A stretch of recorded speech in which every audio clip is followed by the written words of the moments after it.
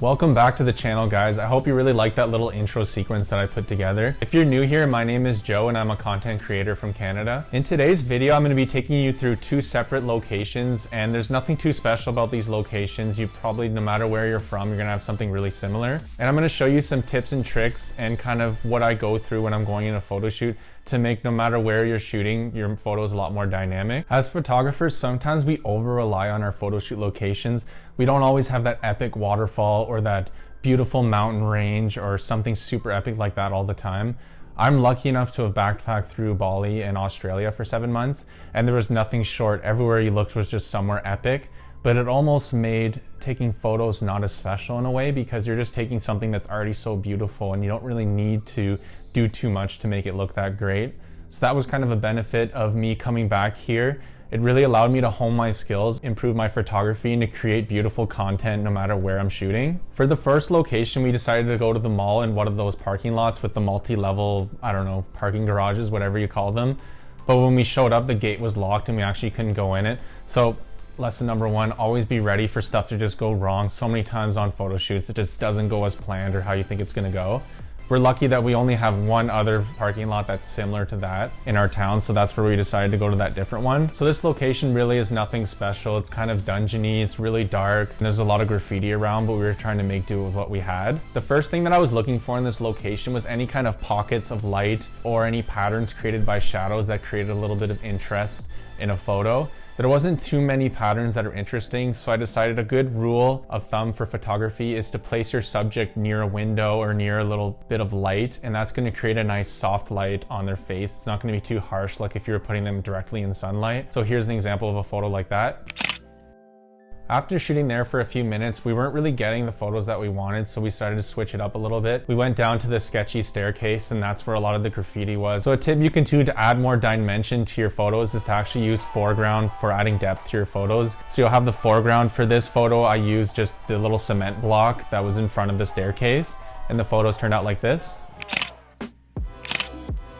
Another tip that you can do is leading lines to lead your viewer's eye directly to your subject or wherever it is that you want them to look in your photo. And you can use honestly anything for leading lines. I also noticed that on the second level on the ceiling, there was all these lines that were created. So I got down low and I got Alicia to walk back and forth to me until we got the photo that we wanted. And I wanted the lines of the ceiling to kind of direct your eye towards her in these photos.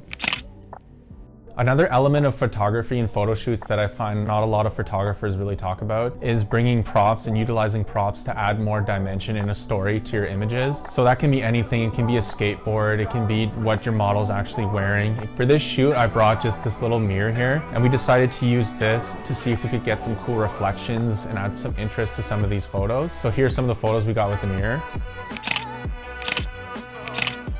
So the next tip I have for you is to get down low and get your model high. Not that kind of high. We went on the top floor of the parking lot and we saw this cool ledge, but I didn't like shooting directly onto her. You kind of saw all the background. There was just some old buildings and it really wasn't that interesting. So I went down to the bottom to the second level and actually shot up at Alicia. And this created a really cool kind of minimalist, and it also looked like she was kind of floating in midair. So I really am happy with these photos. We also have another set of photos where I get down low and Alicia's just posing, and it really creates this sense of empowerment when your model's high up and you're shooting down low up towards them. So for the second location, we actually just went to a Money Mart, and it's directly across the street. It's actually super annoying because it's so bright at night that it kind of shines into our apartment. Again, it's really nothing that special. It's cool with the neon signs, I guess, but I feel like they just grow on trees everywhere. I had this vision in mind of what photo I wanted, and I wanted it to be lightly raining, or at least rain before we did the shoot. And we were lucky enough to have that, so it really created more of a mood for the photos. This photo shoot was kind of tricky because we were shooting at blue hour, so the sun was just starting to set, or it had been setting, and we were going into nighttime. So my first tip is shooting wide open. So this will really help blur your background. So it doesn't really matter what your background is if you just can't see it. And I did for some of these images, I was hoping for some cars to go by so we could blur them out and it would look really cool. For my second idea, I wanted to do a long exposure photo with Alicia. So I got Alicia to lean on the light post, and it's a really busy street, so there's a lot of traffic going by. What you'll need to get this photo is you're gonna need a sturdy tripod, and you're gonna need a lot of patience because we screwed up a bunch of times. Either Alicia would be moving so she'd be really blurry, or there just wouldn't be enough traffic coming when we needed it, or you kind of mistime it. So definitely it's gonna take some time to get the photo that you want. So this is the result. Just driving to the Money Mart, I thought that the water droplets all over my car looked really cool. So I actually just backed my car in facing the Money Mart, and I got Alicia to stand right there. And I shot from the back of the car shooting at her for this photo. I actually just lowered the window to cut her off about halfway. So I was hoping to get some blur from the water droplets leading into hers to create some foreground.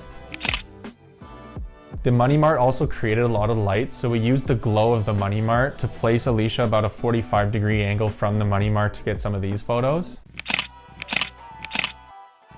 And that's it. Thanks so much for watching. Make sure to like, and if you're new here, to subscribe. It really helps the channel with its growth. And I'll see you guys in the next week's video.